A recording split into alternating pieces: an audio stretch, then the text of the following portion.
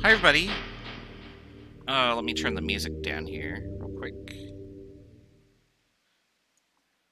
Welcome back to Chem 131. I thought there was a cat in here. I thought I heard her. She was just here whining. She really wants to say hi to everybody. But I have a class to teach, so Mai'll have to stand by while we get ready to do chem. Oh, there she is. I hear her. She just walked by. She probably heard her name. Yep, it's Maya, all right. I should probably post a picture of her in the class Discord, because she is such an attention seeker that I've never had a cat that has wanted to be paid attention to as much as Maya, even though cats are famous for this. So, but Maya is just like every 5 seconds, you must pay attention to me, or I will remind you that you should be doing that. My other cat, Kresnik, he's pretty cool about it, but he'll do the same thing. It's just that instead of every 5 minutes, it's like every 90 minutes or something. And then he won't leave me alone. And then it's time to sit on the bed so that they can crawl all over me for like 20 seconds before they get bored. So, cats, ladies and gentlemen. All right, what are we doing now? We're doing Chapter 13. So I finished the lectures on Chapter 12 by doing the Wednesday canceled lecture. That's online now. Hopefully you've already viewed it, because we are going to move on to Chapter 13. We're going to need all those things from that chapter to build upon in this chapter. Some other administrative, you can see it below. Lab number 1 is formally due tonight. You get another extra day. I know that I was getting a lot of questions about how do I name an alkene and how do I name an alkyne. We're going to talk about alkenes today, and alkynes are exactly the same, but we won't get to alkynes for probably until Wednesday. But naming alkenes is actually very straightforward based on everything that we know so far. So after watching this lecture, you should probably quickly go over your answers that involve alkenes and then also alkynes, compare them to the slides, and it should be fine. Try to get that assignment in tonight if you can. The assignment will close tomorrow at 23:59. 11:59 p.m. Sorry, I worked in a lab a lot, and I do military time. Once the assignment closes, I cannot accept assignments that are past the deadline without use of the NQA coupon. Okay, so make sure that you get all of that done. Quiz number 1 is also due on Friday. I hate putting things due on Friday, but I wanted to give you at least a week to do the quiz. Some clarifications on what the syllabus says, because I felt like I typed it out, but I guess, like, in the past, I had let it show answers and scores and stuff like that. So currently, the current settings for quizzes are when you take it, you get a notification that says, you did it, hooray, it's done. You don't see your score, you don't see your answers, you don't see anything. when everybody has taken the quiz and the quiz closes, I push a button, and then all of your scores appear. All of your answers appear along with the correct answers, so you can compare them and study with them. You do have to go back and look for it. It's not instant gratification, which I know a lot of online classes are. I do it this way so that you aren't taking the quiz later than other students and then getting an advantage over them by seeing other people's answers and or their scores. Is it okay if you resubmit the lab a couple times? Yes, I only accept the last submission that you sent. So if you are up, double check the how to do the lab procedure and stuff from the Monday lecture last week, because we go over where to upload it, and on there, if you upload it a second time, just delete the previous one. I only want one file. And I'll just take whichever one is the most recent. If it tells you that you're going to overwrite your previous submission, that's fine. Yeah. Well, we're going to talk about alkenes today. So here we go. What's an alkene? Alkenes have double bonds. That's it. Alkanes have single bonds. Alkenes have double bonds. And then I guess we keep working through the vowels to get alkynes, which is triple bonds. Though we use a Y for that instead of an I. I don't know why. That was meant to be a pun, but I guess it kind of fell flat. The thing about alkenes is that they are very similar to alkanes with minor changes to their geometry. For instance, right here, this carbon right here is tetrahedral. Because if we were to draw it out, it would look like this. CH, CH, CH, and then this would be my CC going on to the rest of the molecule. But this carbon right here, here's that C going to the side, here's an H, and then I got a double bond to the other C here. I don't know why that didn't write. Nothing's writing. Why is nothing writing? Oh my goodness. Why is this a and my pen just died, didn't it? Oh man. Why? Why is everything awful? Hold on. I may have to restart the stream. And also reboot my computer. Oh, no, it's working now. Okay.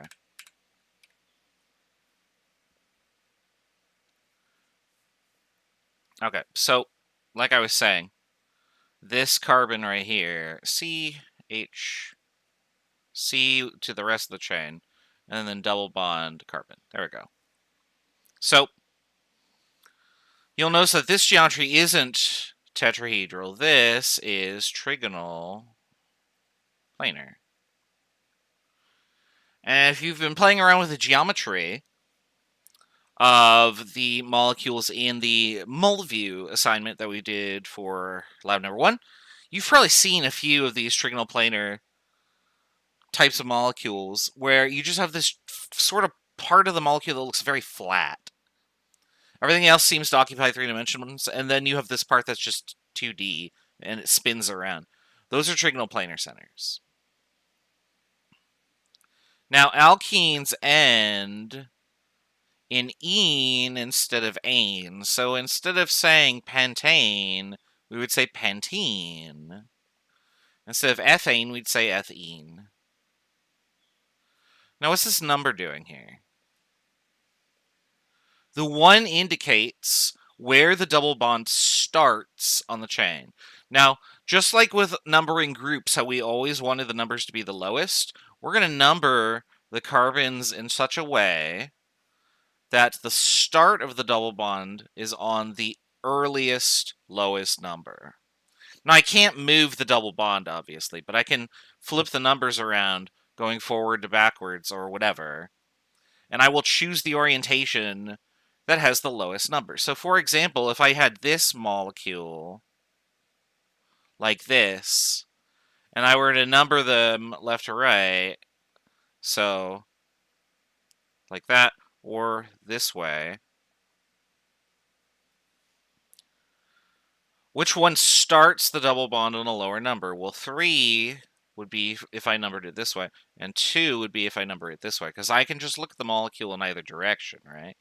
So this molecule would be 2. It's got a double bond, so it's an ene, and it's got 5 carbons, so it's pentene. And there you go. Naming alkenes. Simple as that. And that's really all there is to naming alkenes that's new here.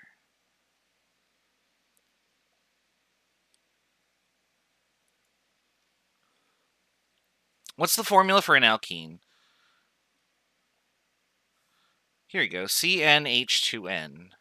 Now we lose 2 H's, and I'm going to draw them up here. So CH2, CH2 when my things are double bonded. If this was an alkane, I'd have these H's, right? So that's where our CnH2n plus 2 comes from. But to make it an alkene, I got to get rid of one thing bonded on each carbon so that I can make this double bond right here.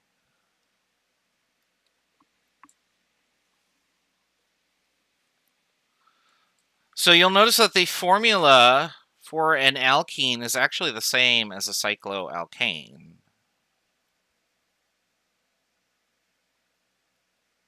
Okay? So just be mindful of that. If you are given a formula and asked, what type of molecule could this be?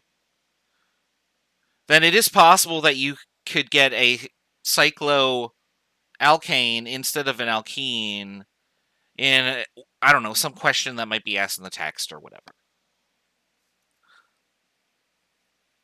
All right, so let's talk about the steps to name an alkene. And we're going to line these up with how we named stuff before in the previous chapter. Okay? Now, the modification that we're going to make is because we're naming an alkene, the longest chain has to have the alkene in it.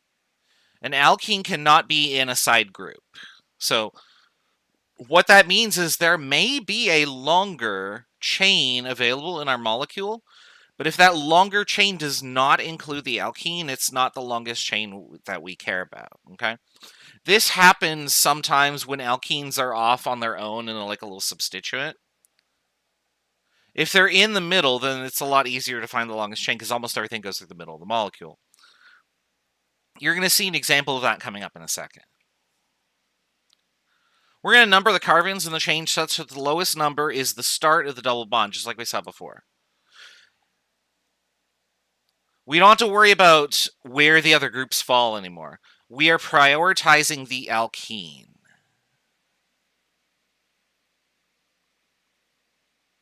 Yes, that's correct. So we're going to put the number for where the double or triple bond is for an alkene or an alkyne. And our chain always has to include the double bond. So what's going on here is that we're prioritizing a group. So the alkene has priority. And so what that means is that when we number things, we ignore all the other groups and whatever orientation would make them have the lowest number. We only care about the alkene. Oops. I didn't mean to draw that line. So priority in, oops, that's the wrong pen. So it is priority in numbering. You know what, you could just, I said it, that's good enough. Can't write it on the screen for some reason. You're going to name the double bond based on the longest chain position. So if it appears at the start, that's going to be 1. If it appears on the second carbon, it's 2, and so on. And then use whatever the alkane name is, but change the name to ene. Okay? And then finally, name any substituents. Number them, name them, arrange them alphabetically. Just like you did before.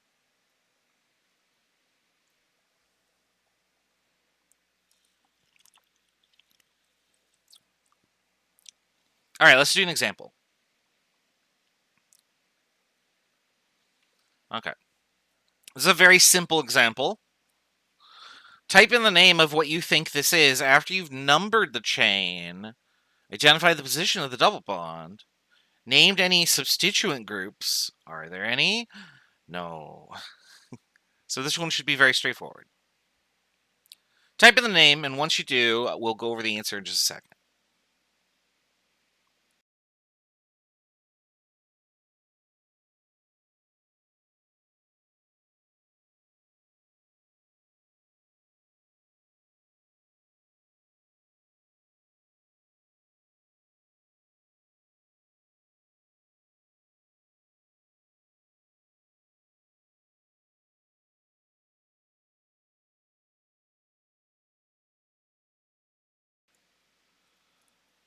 All right. So let's number these so that we get the smallest number at the start of the double bond. Now, the start is always relative, right?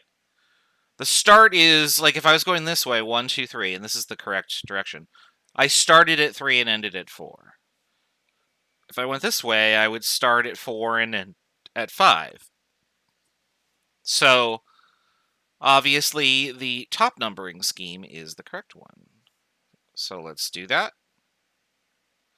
So we started here, so this is 3 heptene because there are 7 carbons.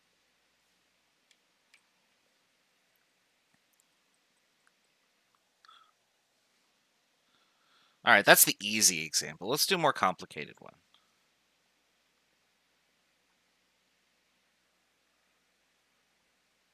Find the longest chain, and then try and name the groups. Now, don't look at the slides if you have them printed out or the PDF open, because it'll just tell you the answer. But there's definitely something going on here. Let's see if you could find it. We'll be back in just a second.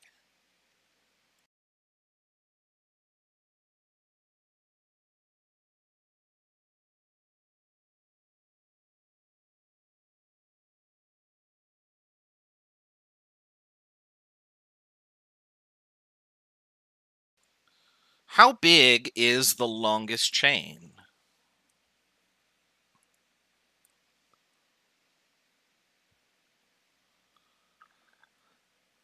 Because there's so many ways to number this, right? So I could go like this. 1, 2, 3, 4, 5, 6, 7, 8, 9. So the longest chain looks like it's 10 carbons long. If I do this one instead,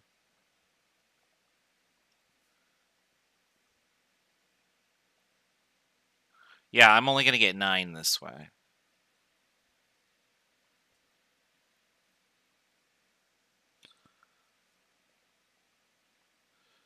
And then 1, 2, 3, 4, 5, 6. That's 8, so that's fine. So what's the correct answer, 9 or 10? And of course it's 9. Why is it 9? Why am I erasing the longest number? Because what do we got to include? Got to include the alkenes. So this is not a decane. This is a nonene. And so now what I would do is I would name the groups here. Yeah, so we got to include the double bond. And you can see that it's kind of off on its own on the side. We have to include it in the longest chain. So what that means is that this is a group. It's got 4 carbons. What should we call it? This is a group. It's got 1 carbon. What should we call it? So at position 4, we have what? And at position 6, we have what? What would a 4 carbon group be called?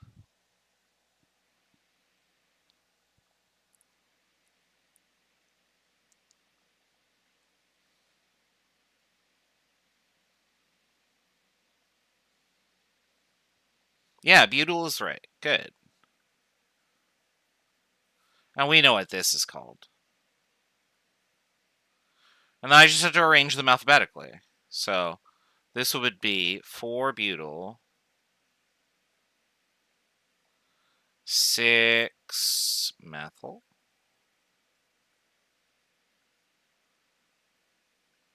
I didn't mean to put that hyphen there. Oh, no, I did, actually. Okay, so 2-nonene.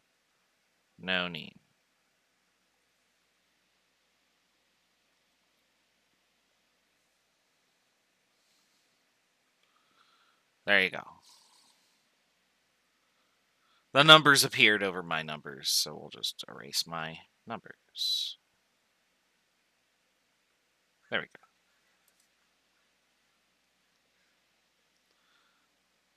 All right. Naming alkenes, no problem. So what happens when I have multiple bonds? If I have 2 double bonds in a molecule, I call it a diene.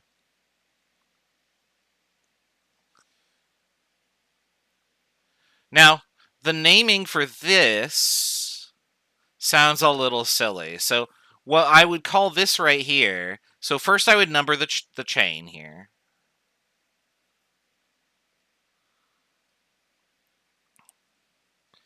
And then, so what I would do is I would say, instead of butene, what I do is I change this to buta, and then I go diene.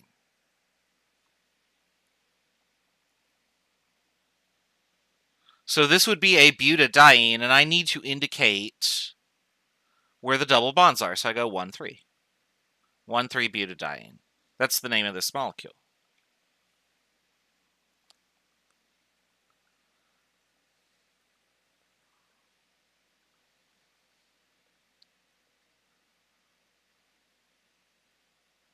Now, you can have a triene, a tetraene, so on and so forth. I mean, you're not really going to see that many.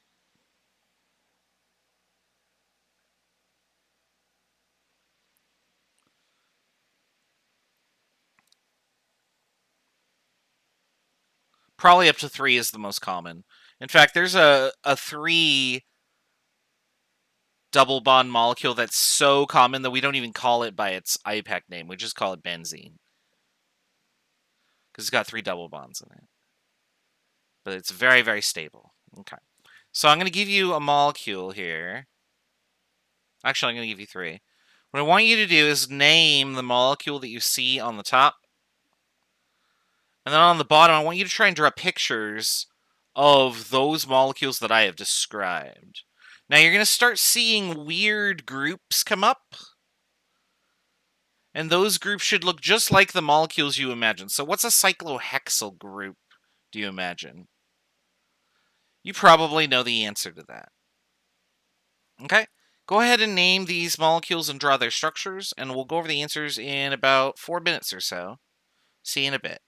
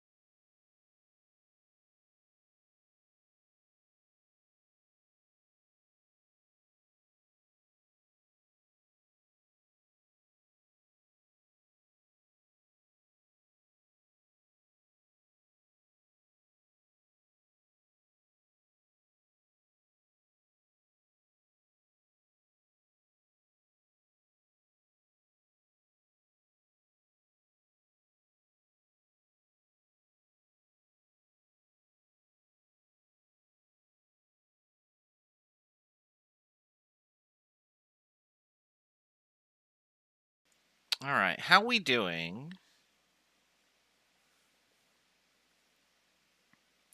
If you have any questions, let me know in the chat.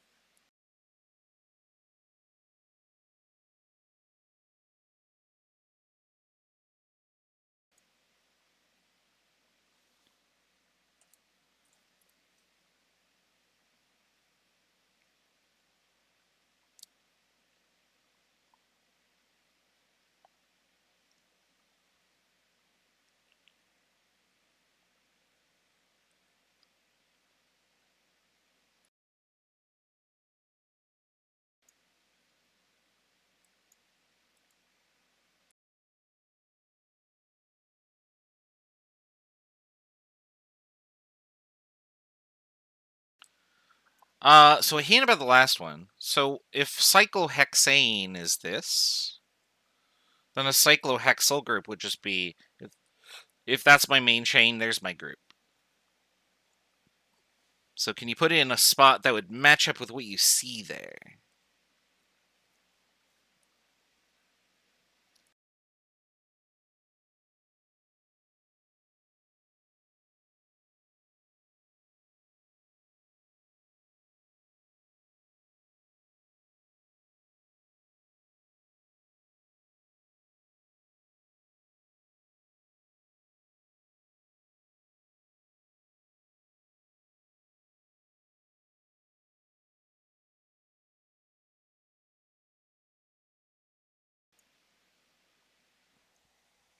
All right, let's try these by looking at the sample problem viewer. Oops, my problem got cut off there. There we go. So first, let's try and name that. And so what I want to do is I gotta number the chain, but I have to include the double bond, which means this has to be 1. And so from there, I would go 2. This way is shorter, so we'll keep going to the other way. 4, 3, 4, 5, 6, 7, 8, 7, 8, 7, 8, 9. So this is the longest way.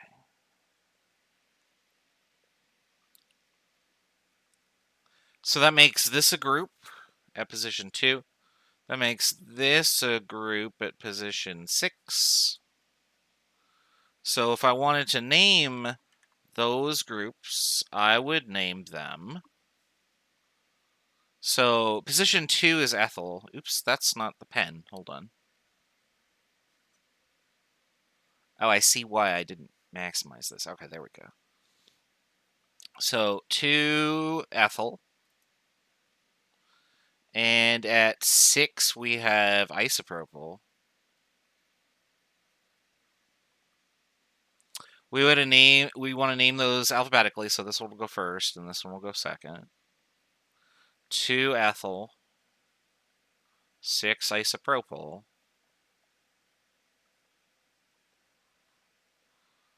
And then where's the double bond start? It starts at position 1, and there are 9 carbons in the chain, so that's a nonene. There you go. Oh my goodness, I hear her, but I don't see her. Maya, where are you? Oh, she's hiding behind the door. Maya, don't hide behind the corner there and meow at me. My goodness.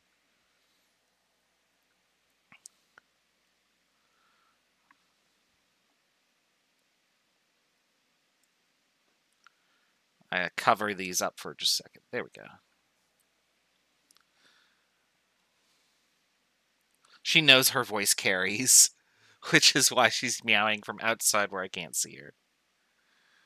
All right, so the way that I always draw these is I always draw like the most generic shape. So for pentene, I start with pentane. So I'd go doot, doot, doot, doot. There's my pentane.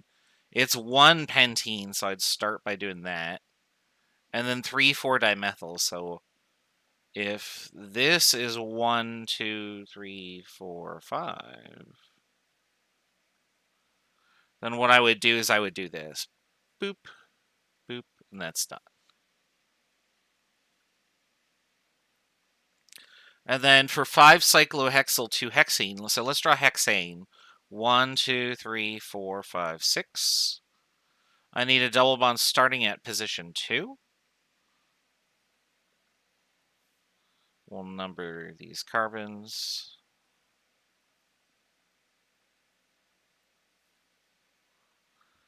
And then at position 5, I have cyclohexane coming off. So I go doot cyclohexane.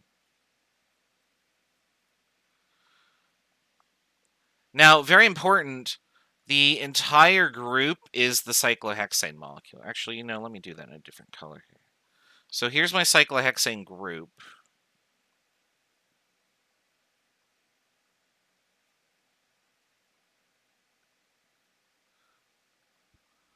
I don't think that looks like the word group at all, but I'm trying to draw over my letters to make them look more like the correct letters, and it was not working for me.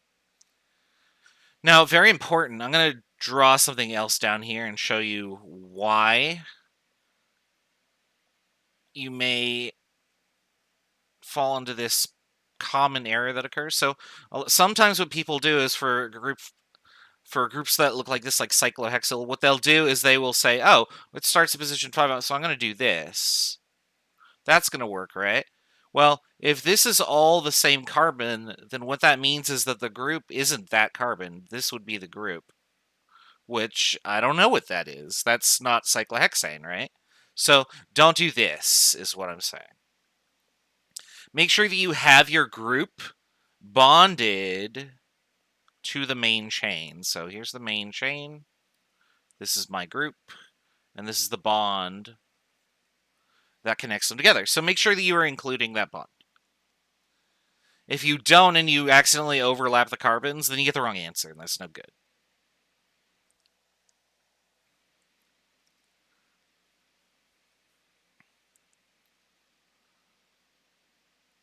All right. Let's do another example. For this alkene, I have a cyclic molecule. And what that means is that I need to consider, 1, the numbering scheme, and 2, how to name it as what type of molecule. Well, it's got alkene, it's got double bonds in it, so it's going to be an ene. And if I were naming this as an alkene, I would call it cyclohexane. So I'm going to just call it hexene.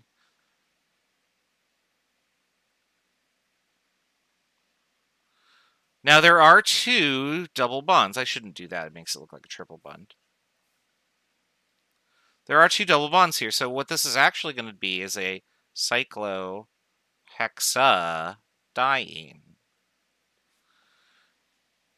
And this is sort of what I do in my head. I go, oh, it's like cyclohexene. Oh, it's got 2. Oh, it's cyclohexadiene. And I'll just cross out an entry and write something more accurate. And then I'll cross that out and write the next thing under, or whatever. Now I have to number where the bonds start. So what I have to do is I have to start one of these bonds at 1. So I'm going to start right here at the top, because why not? When I number, I have to go through the double bonds. So I cannot number it here and then go this way. Okay? Double bonds start at the first number, and you must continue through the double bond. So that means when I'm numbering these, this would be 1, 2, 3, 4, 5, 6.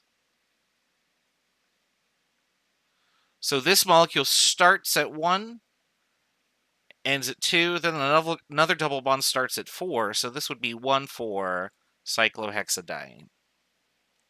Be careful, because it's very easy to say, oh, I want to make the numbers the lowest, 1, 2, 3, there we go, 1, 3. But that's wrong, because you did not go through the double bond. So don't number it that way, okay? Number it such that going through the double bond gives you the lowest number possible. If you don't go through the double bond, it's like you don't have an alkene at all.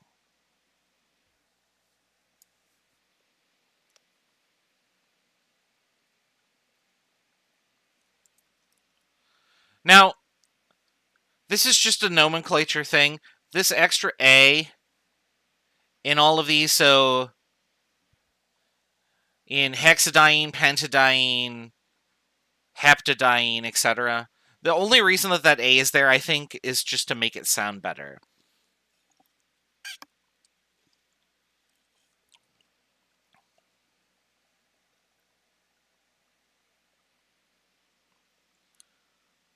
I'm not going to have you answer questions where you have to type a name into the chat or into the quiz bank, because there's so many opportunities to misspell something that I don't think that is fair. So you'll just notice that, oh, all of these have extra A's in them to make them sound better. And if you forget the A and you wrote like hexadiene, I mean, that just sounds weird. So you'll probably immediately know that something's wrong. But even if you didn't, that's okay.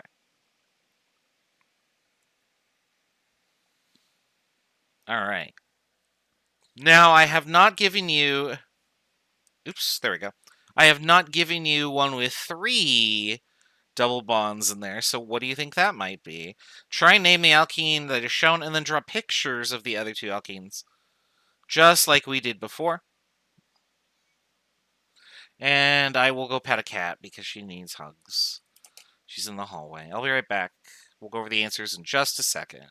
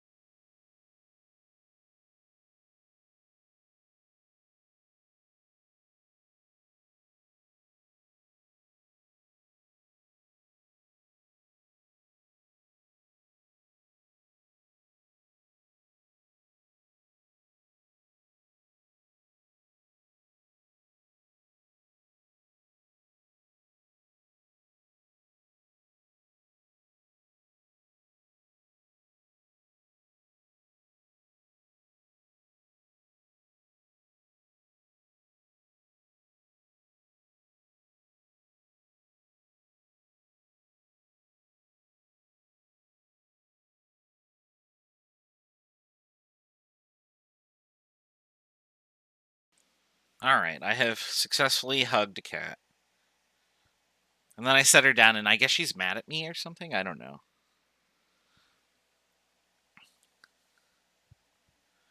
Maybe because I was making fun of her. 1 or 2 more minutes go to finish these up, and then we'll go over the answers in just a second.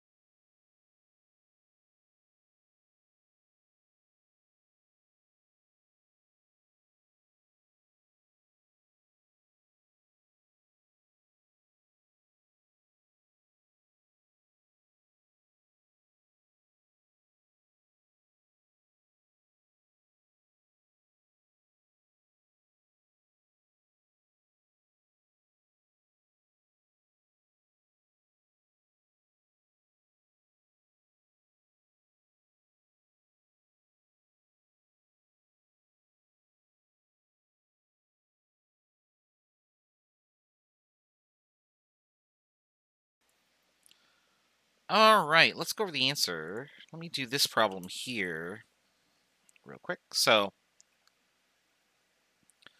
if we're going to name this alkene, we got to start here.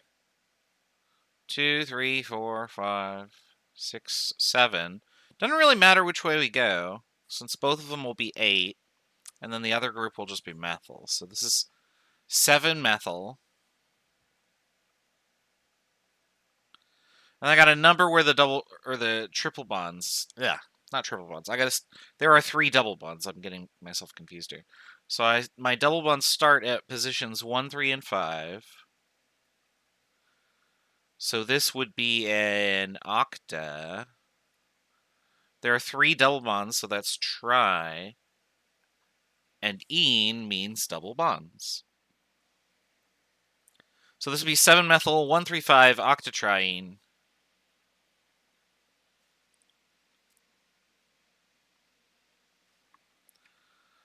Let me erase the old stuff on the pad. Oh, now the cats are going to play in the hallway, which means that they are going to start hissing at each other if they get too into it.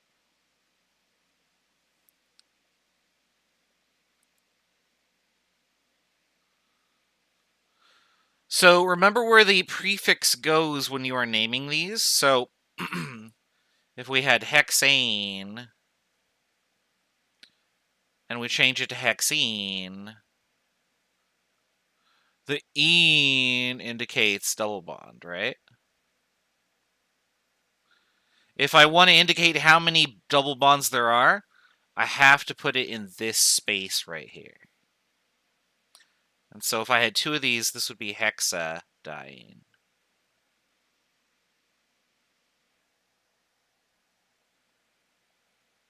Same for something like, say, butane.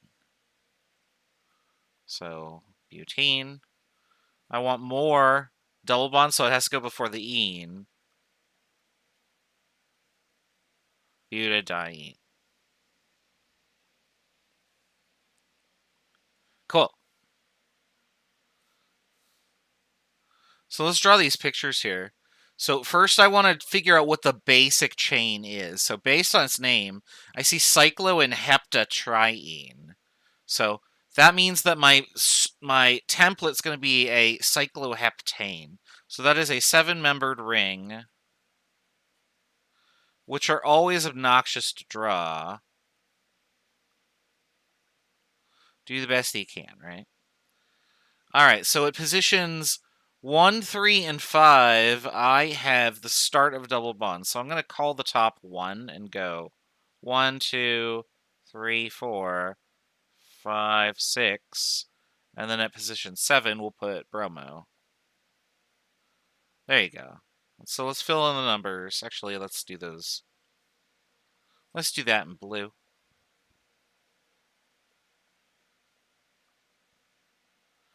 There you go.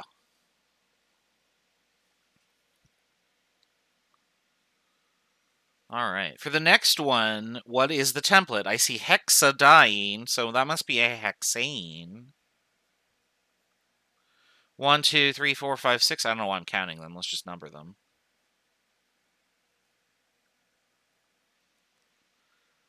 So my double bonds start at positions 2 and 4, so 2 and then 4. And then at 3, I have an ethyl group. Sure, looks good to me. Sweet. That's how you do it. So that is how you name alkenes. And when we get to alkynes, it's exactly the same. You're going to see alkynes later on in the chapter because that's just where the text has arranged them. But for your lab, do the exact same naming scheme as you did with alkenes, except whenever you see the triple bond, just write "ine." So instead of ENE, you put YNE. Otherwise, it's exactly the same.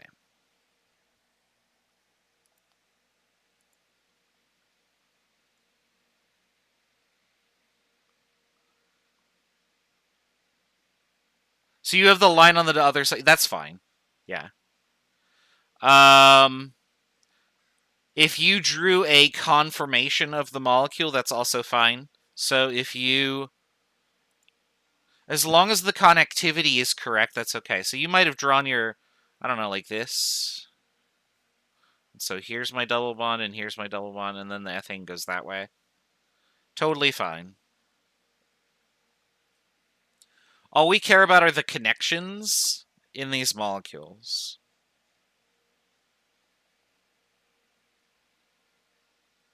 At least for now. We're going to talk about geometric isomerism a little bit later today, and then we'll show you circumstances where you have to be more specific. But if that label isn't present, so if you don't see cis or trans, then you don't have to be specific. You put them however you want in the double bond because it doesn't matter. At least for the purposes of our exercises, it does not. Yep, you got it. Oh, speaking of geometric isomerism, that's what we're going to do now. Let me see if we can do that in 10 minutes, or if we should take our break now. No, we can't do that in 10 minutes. Okay, so we're going to take a break, because it is 12:50. So let me get the timer up. We'll put this on the screen. We'll play some more Metroid Prime music, because Metroid Prime is such a good soundtrack. We will do this. That's not how you start the timer. That didn't work. Why isn't it working? Oh, because I have it minimized. That's why. I don't know what I'm doing. Hold on. Alright, now I will start the timer. And we'll be back in just a little bit. See you soon.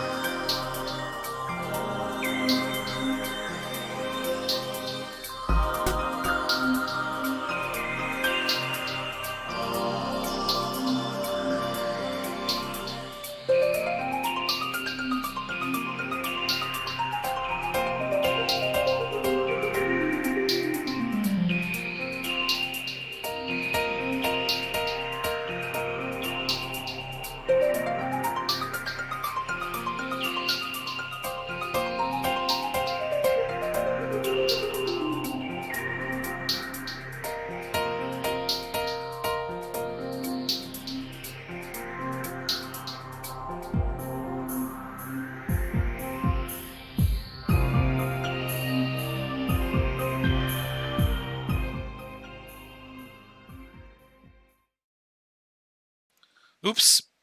I was staring at my phone. Let's push this button. And we'll get back to it. All right. So this next section we're going to talk about is how geometry functions in the double bond. Now, it's hard to really show this on MolView because MolView has some issues with doing cis-trans isomerism, but if you type in the name of the molecule into MolView, it will actually show it to you using cis or trans. We're going to show how to do this with alkenes. We've already done cycloalkanes in Chapter 12.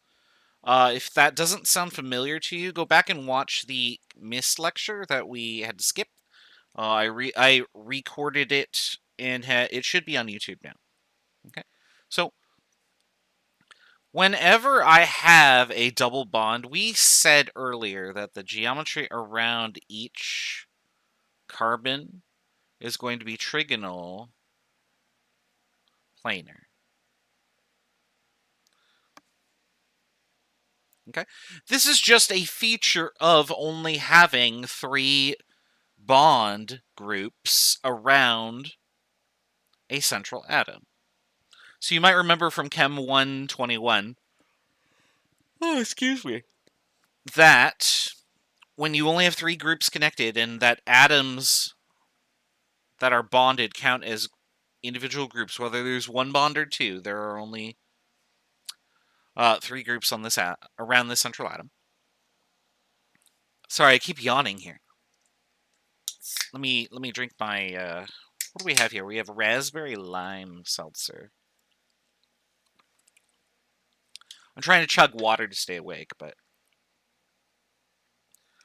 I don't know. It must be like nap time or food coma time or something like that. Anyway.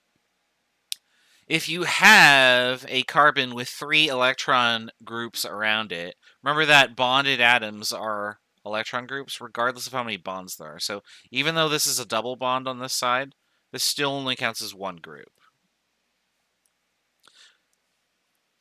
When you have 3 things around an atom, it becomes trigonal planar. 4 things was tetrahedral, and then 2 things is linear, which we'll talk about linear when we get to alkynes. Now, when you look at these shapes, they are flat. Let me actually call up MolView here. I really should just book MolView. I should just bookmark MolView. I don't have it bookmarked, though. MolView.org. There we go. And what I'm going to do is I'm going to...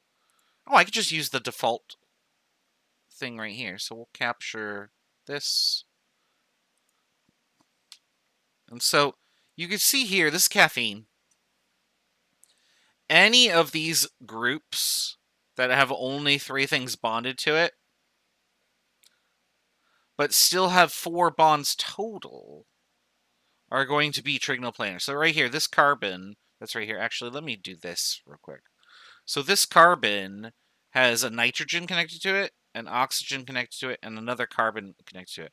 And that's this carbon right here in the structure. Oops, sorry, it's this one right here. Because my molecules spun around a little bit. And you can see that that part of the structure is very flat. So this like sort of set of rings here. So this ring and then this ring. These are all very flat. So all of these atoms are on the same plane here.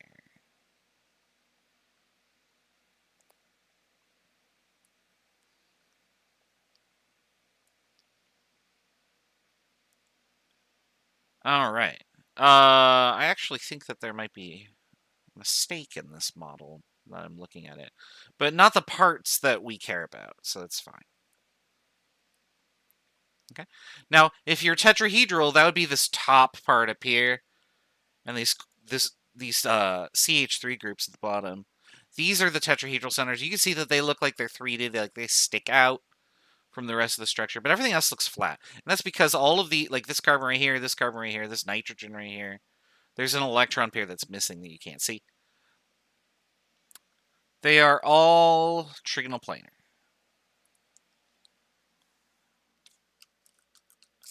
I'm trying to squirt Maya with a water bottle because she just won't stop. I don't want to yell at her in the mic. Now, an interesting phenomenon occurs with double bonds, and that phenomenon is that double bonds don't rotate. Now, single bonds will rotate, and so we can get different conformations by rotating the single bond. But if I try and rotate a double bond, I can't, because the rotation of a double bond actually breaks it. So what that means is that if I give you molecules and they have a double bond in them,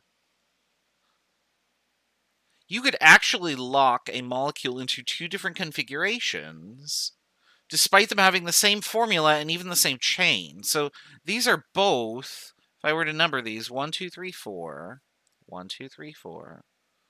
These are both 2 butenes.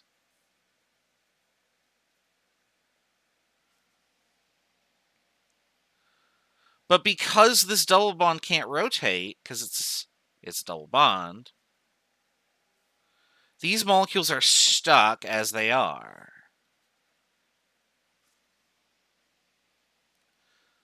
So there's no way that I can spin 2 butene around on the left so that it looks like 2 butene on the right.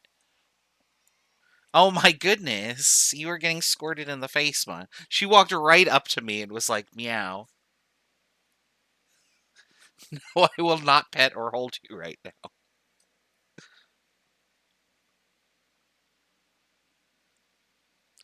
I must have missed that question. These make the geometry bent. What do you mean for bent? Like, which molecule was bent?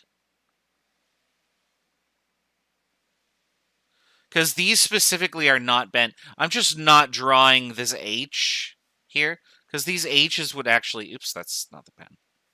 These H's would stick out like this. Bent only occurs if there are 4 or 3 electrons. Oh my goodness. I'm going to run out of water in this bottle. I've probably sprayed like 16 times at her. She's just doing it to be annoying, probably. So bent only would occur for something like, say, oxygen bonded to water, or bonded in water, where instead of other atoms coming out of these positions to make it tetrahedral, I just have electron pairs there. So that's how I would get bent.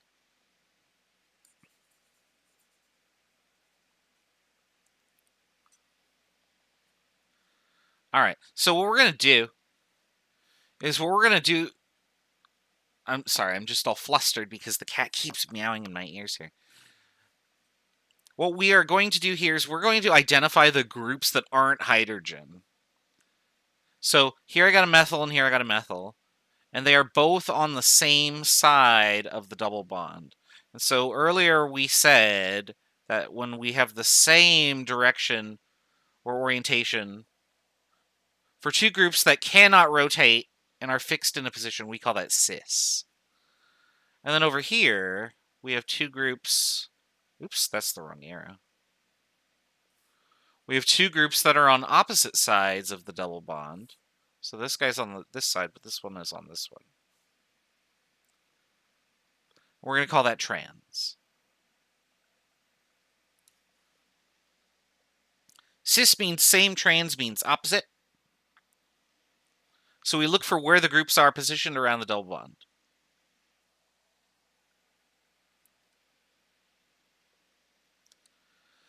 Now, why is this important? It turns out that this is very important for when we are dealing with things like fatty acids, because you've probably heard of trans fats, right? What does a trans fat do? A trans fat has its fatty acid. Let's go to the this screen here. Has a double bond in the trans orientation. So what a fatty acid is it is something that looks like this. It's the super long hydrocarbon that just goes on for like 16 to 20 carbons in a row. Some of them are double bonded.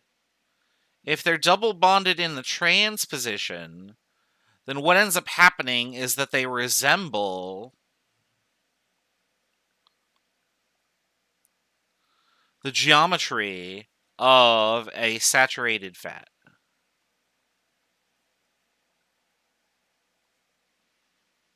But if they're in the cis orientation, then what ends up happening is, so let's say we get to here, and then I have my double bond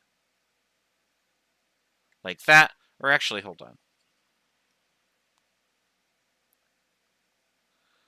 How do I want to draw this? We'll draw it this way. But now what's going to end up happening is that if I go this way, it starts going off like this. And so I get a bent shape. And that bent shape is actually very important in terms of how the fatty acid behaves and what its melting point is and how easily it liquefies, that sort of thing. Okay, so this cis-trans geometry ends up being really relevant when we start talking about lipids. So this would be my cis orientation.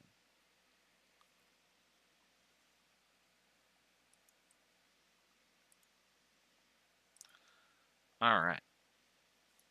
So again, cis goes in front of our molecule if the groups are on the same side of a double bond. And I put trans if they are on opposite sides of the double bond.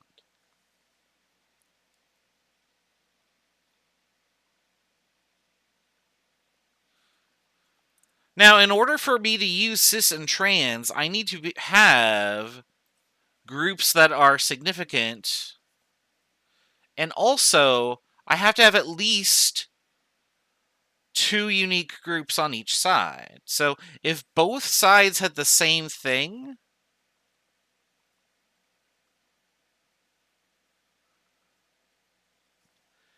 like this, so here I have this side and this side are both H. If I have the same thing on both sides on one carbon, then I cannot do cis or trans, because there's no way to distinguish these two. They're identical. So we don't use cis or trans labels at all. So if you're ever looking at a molecule and wondering, oh, is this a cis or trans situation, make sure that you have unique groups or atoms bonded to each carbon. If you ever get a duplicate, so like in this case, oh, I have the same thing, then you can't do it. And there won't be any cis or trans.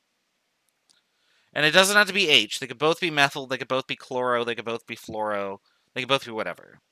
But if they match, you can't do cis-trans because there isn't any distinction. All right. So here's an example of that shown here. If this guy is in the down position, I would need something unique to be relative to that.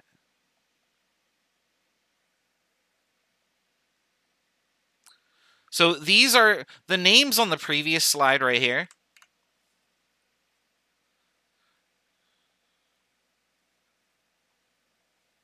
These are geometric isomers of each other. Remember that geometric isomers differ only by cis or trans. And we talk about that in the cycloalkane naming part.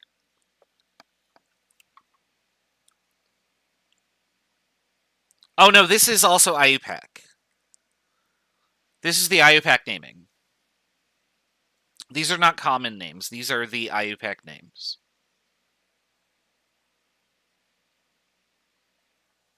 I think there's only one thing that we name in this class that isn't IUPAC, and that's ethers, which will be the next chapter. Yeah, everything is IUPAC. We're not going to do any common names. All right. So for this molecule here, and this is where I'm trying to like obscure the answer kind of. Remember that H can't be double bonded to anything. It can only make single bonds. So the intent here is that this carbon and this carbon are double bonded, and then the other atoms are single bonded to it. And what I want you to do is I want you to try and draw, for the molecule I've listed here, draw the cis orientation and the trans orientation if possible. Okay? So draw that on a piece of paper. First draw it as cis, then draw it as trans, and see if you can depict the difference between the two. And then name them. We'll go over the answers in just a moment.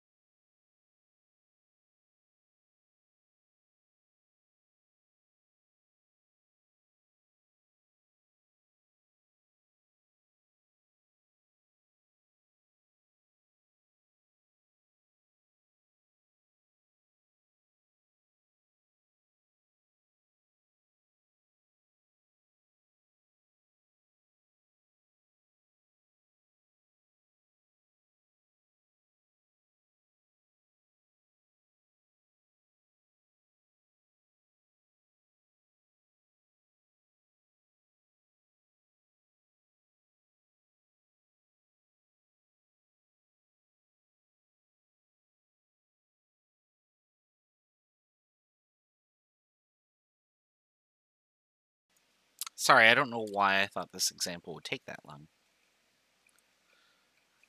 I looked at the screen and I was like, wait, I thought I gave you guys 4 problems. No, I only gave you 1.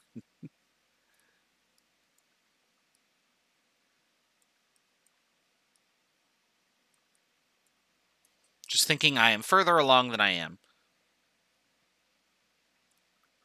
All right, so let's draw this molecule here. So on the left, I have a Cl and an H. And on the right, I have a Cl and an H. So the Cl is going to be my focus here. So these are on the same side. So this would be cis 1,2-dichloro ethene. And then if I want to do the trans orientation, I would make them opposite each other.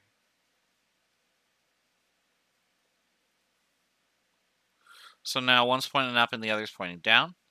That's trans 1,2-dichloro ethane. Not ethane, sorry, ethene. Ethene. You can't really see what that says. There we go.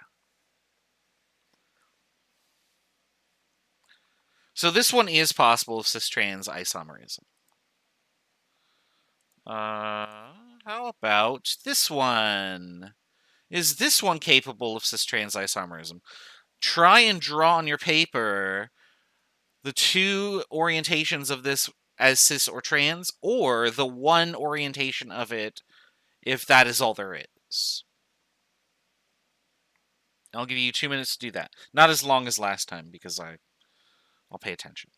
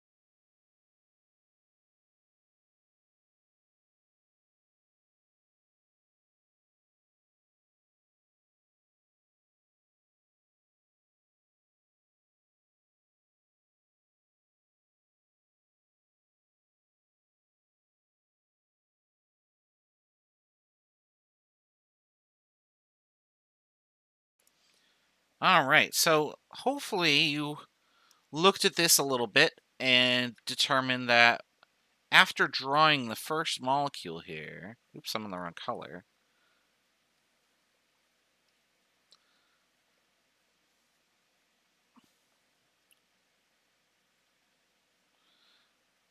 So you say, okay, well here this group is different, so I can prioritize it. But over here, these are identical, so there no such prioritization is possible. So I can't be cis or trans to anything, so I would just name this 1-chloroethene.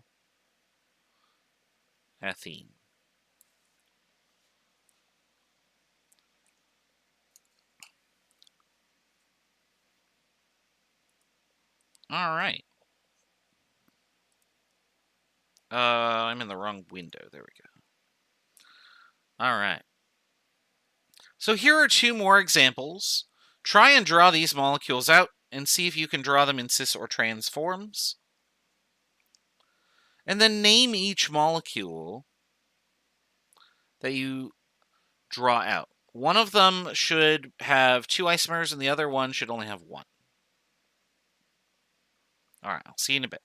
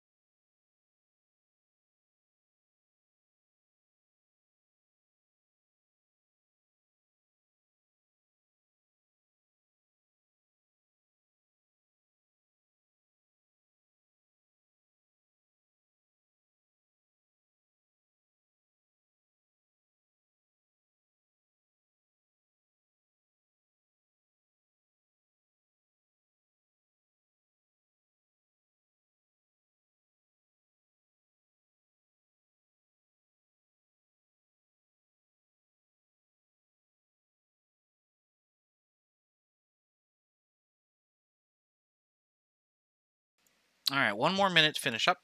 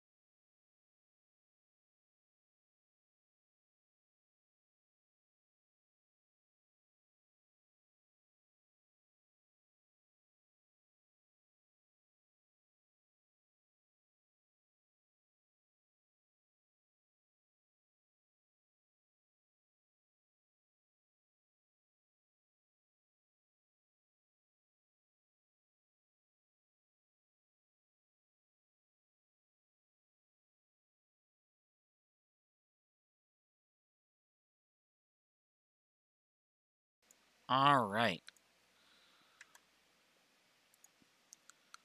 So now let's go over these answers. We'll see if they can cis-trans and what the names of the molecules should be. Ah! Just threw the stylus on the floor. There we go. Okay. So for this first one, I've got CH2 double bond.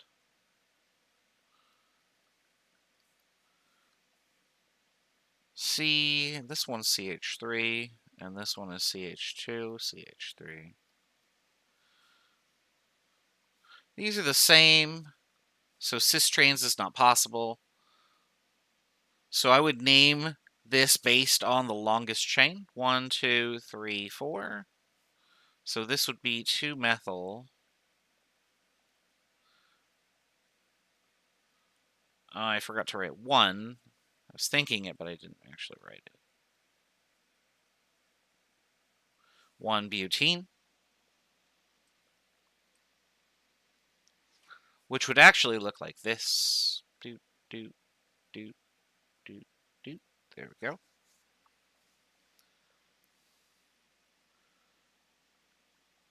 And then this one down here, we got CH3, which I'm actually going to write like that. CH. And then coming off of that is CH3. And then we got CH. Double bond. CH. CH3.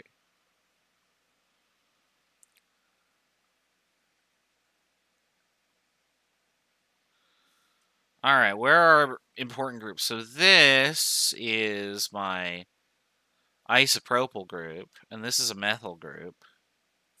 Those can be opposite each other. So these are currently opposite each other as drawn. So what I will call this is trans. Then I need to number the chain. 1, 2, 3, 4, 5.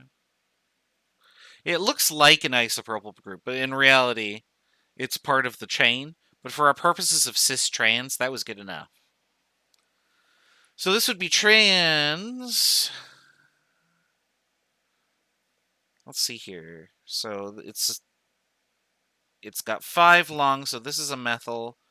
Trans, oops, no, 2. Trans 1,4-dimethyl.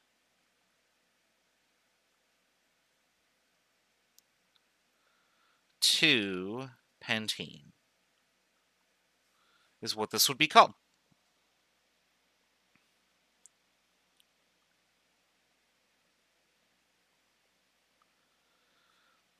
And then I could do that same molecule above in the opposite orientation. So methyl, CH, CH3, CH. So again, the isopropyl looking group is going up, but this time I'm going to make the methyl appear so that my two groups are cis. So this would be cis 1,4-dimethyl 2-pentene.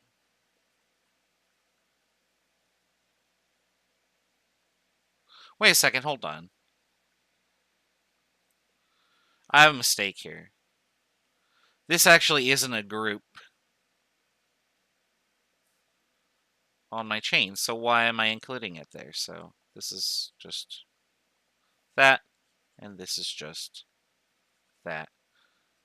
Man, maybe I didn't get enough sleep last night. Not paying attention. There we go. So this right here, this CH3, is not a group. It's part of the main chain, right? Don't know why I was naming it. Nobody said anything.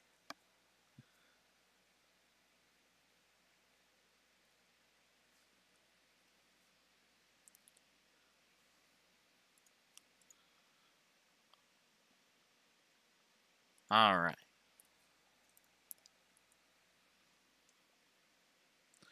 So yeah, be careful when making or when writing out the names of things, because it's very easy to make mistakes. I make mistakes all the time on these, and I have to go back and look at them, and I'm like, wait a second, why do I have a 1-methyl group?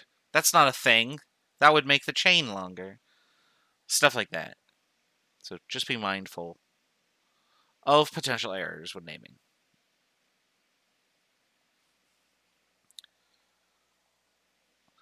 All right, we're going to start today a part of the class that is going to be probably like the meat and potatoes, I would say, of organic chemistry. There's 2 parts to OChem that are crucial, and the first one is naming, which we've been looking at. There's a lot of naming. The second part is something we're going to do now, which is called reactivity. And so starting with alkenes, we start to explore a bunch of reactions that occur and turn molecules into other things that we like. For example, maybe we don't want an alkene, we want an alkane. Can we get one to the other? We can. We're going to learn how to do that. And what that means is that you're going to need to start to create a laundry list of what reaction and what conditions do what. Okay? We're going to start with some very simple ones in the alkenes chapter, and then in the next chapter I'm going to throw tons more at you. Okay? So this might be a good opportunity to find a new page in your notes and just dedicate that to reaction types or classifications or something like that. And then keep coming back to it to add to what the reactions are and what you need and how you do it, sort of thing. Okay? So this is a major part of the class that we're going to start doing today.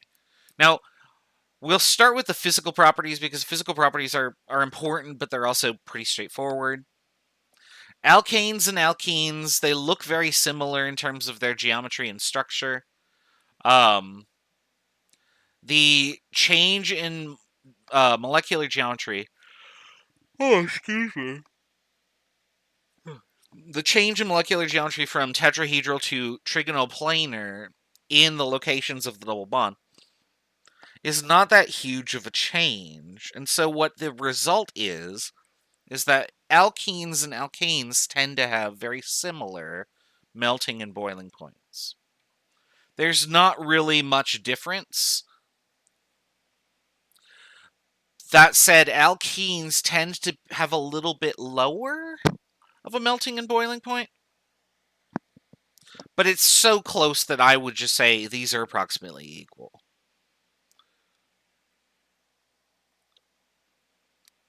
And so here's some just information here.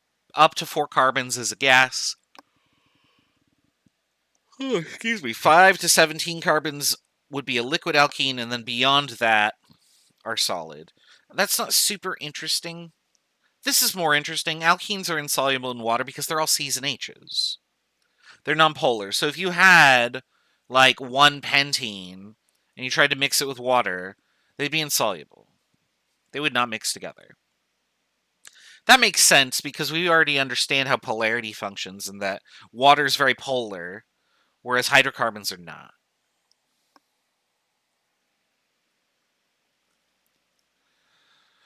Let's do chemistry instead. Chemistry is much more interesting. Okay. I don't know why that didn't animate properly. That's okay. The first thing we're going to do is we're going to talk about what's called an addition reaction. An addition reaction adds things across a double bond. And so what that means is you can think of me as breaking this bond right here, the double bond, and I'm going to break this bond here, and then each of these halves of a bond swings over to make a new bond.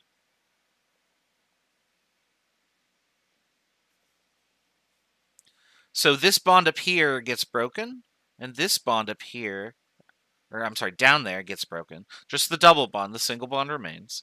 And I create new bonds. So this is the generic form of an addition reaction. Okay?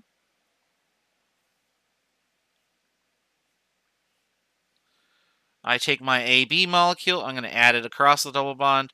A bonds to one end, B bonds to the other. A and B can be virtually whatever we want. So what we're going to do is we're going to go through all the common possibilities and examine the result.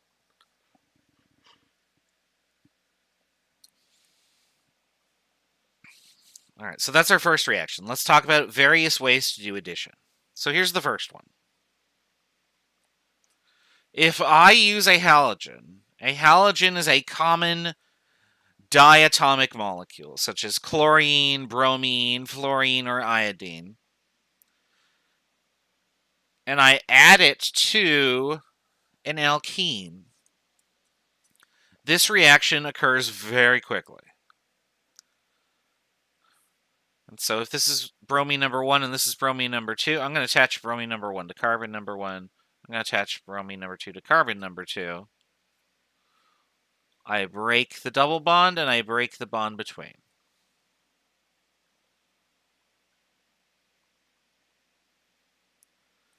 Now the resulting product is a haloalkane. You may also hear the word alkyl halide.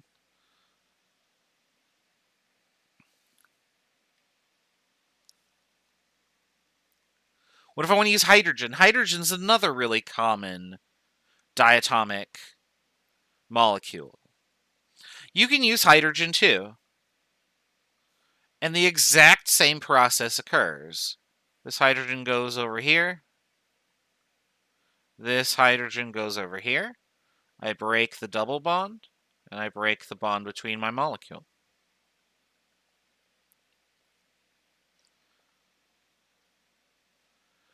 Now, hydrogen requires a special condition, and that special condition is what is known as a catalyst.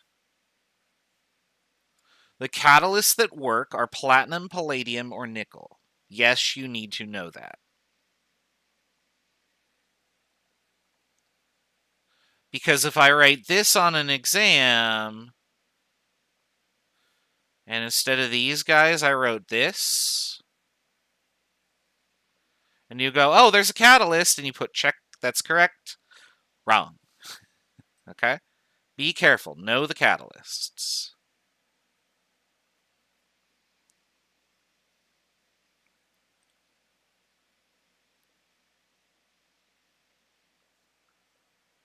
All right. Those are our two addition reactions. Adding a halogen or hydrogen.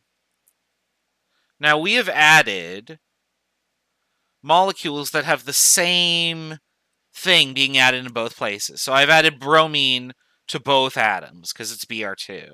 I've added hydrogen to both carbons on the double bond because it's H2. What if I had like HBr? What would happen? Well, we'll get to that in a little bit. So what I want you to do is predict the products for these simple addition reactions, okay? Draw the result. And if you want to, you can name the product. But go ahead and give these a try.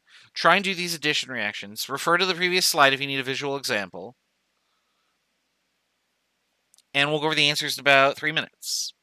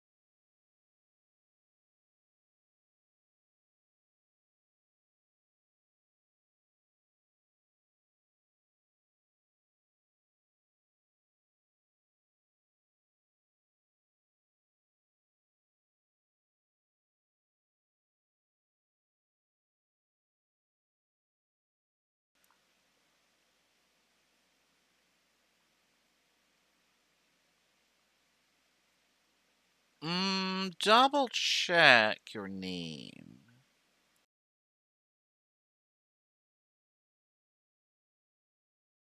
What's the main longest chain of that first one?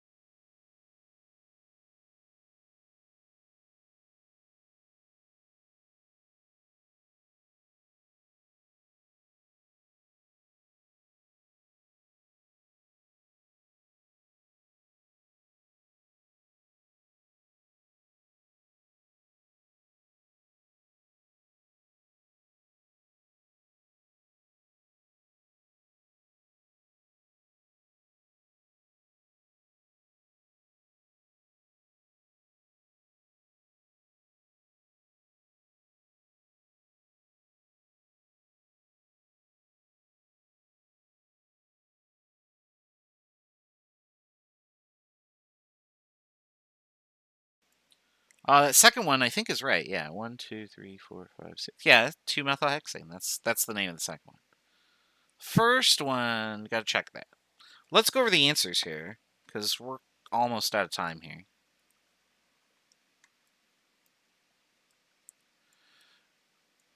All right, so what we're going to do is we're going to do the addition reaction.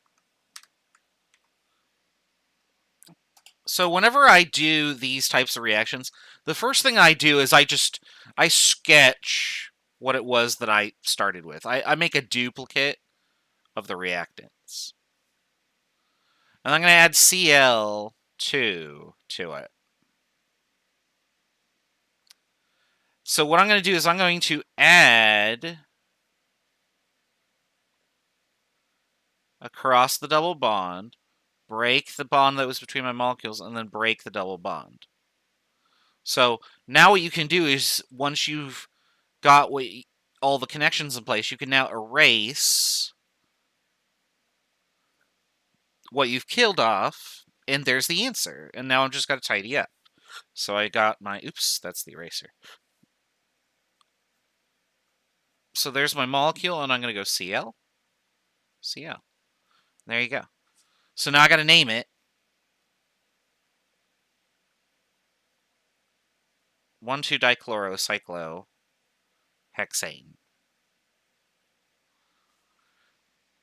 You'll notice that the act of doing an addition reaction removes the double bond, so we are making alkanes out of these, okay? So just be mindful that you don't accidentally call it hexene, because we started with that.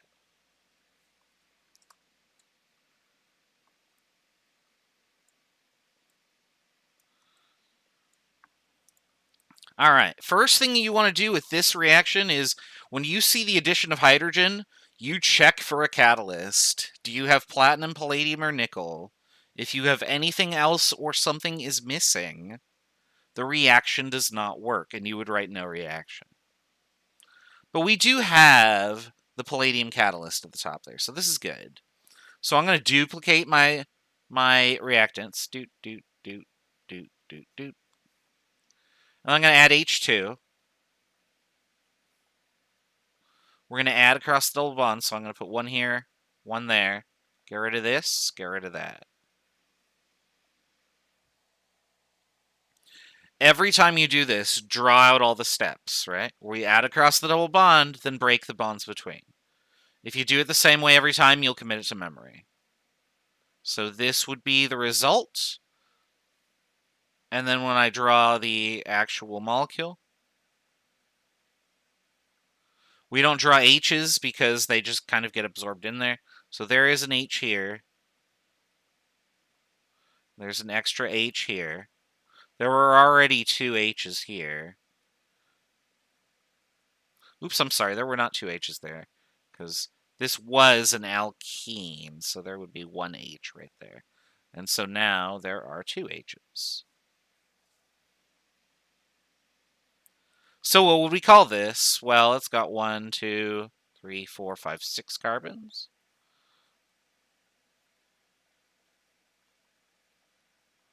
2-methylhexane is the result of this reaction after hydrogen and palladium have reacted with it.